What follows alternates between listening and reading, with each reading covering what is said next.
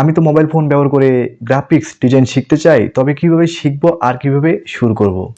Viewers, আপনার এই সব প্রশ্নের উত্তরগুলো সম্পূর্ণ এই ভিডিওতে আমি ক্লিয়ার করে দেওয়ার চেষ্টা করব।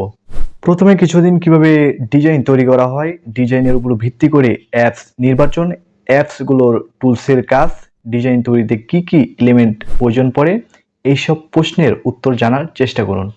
বিষয়গুলোর উপর স্পষ্ট ধারণা পেতে ইউটিউবে এইসব কিওয়ার্ড সার্চ করুন, যেমন graphics design tutorial, PicsArt tutorial, pixel app tutorial, pixel app editing, logo design, thumbnail design, social media post design.